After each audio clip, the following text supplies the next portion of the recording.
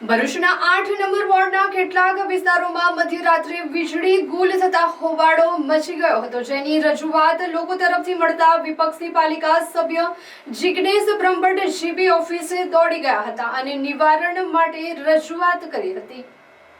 ભરૂચ શહેરના કાળઝાળ ગરમીની શરૂઆત થતાની સાથે જ વીજળી ગુલ થવાની સમસ્યાઓએ માથું ઊંચક્યું છે।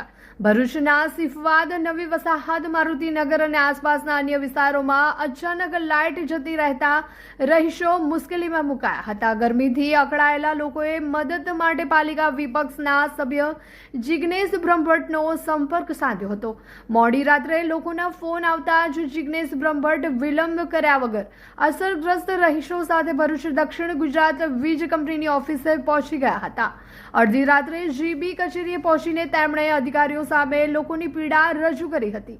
તેઓએ વીજ પુરવઠો ખોરવાતા લોકો ગરમીમાં હેરાન થતા હોવાની ઉગ્ર રજૂઆત કરતા જણાવ્યું છે કે કાળઝાળ ગરમીમાં વૃદ્ધો અને બાળકોની હાલત કફોડી બની જાય છે। જિગ્નેશ બ્રહ્મભટ્ટે સ્થળ પરથી જ જીબીના ઉચ્ચ અધિકારીઓ સાથે ટેલિફોનિક વાતચીત કરી સમસ્યાની ગંભીરતા સમજાવી હતી અને માત્ર કામ ચલાઉ રિપેરિંગ નહીં પરંતુ વારંવાર લાઇટ જવાની આ સમસ્યાનું કાયમી નિરાકરણ લાવવા જણાવ્યું હતું। હવે જોવું રહ્યું છે કે વીજ કંપનીના ઉચ્ચ અધિકારીઓ આ રજૂઆત બાદ ક્યારે ત્વરિત કાર્યવાહી કરે છે।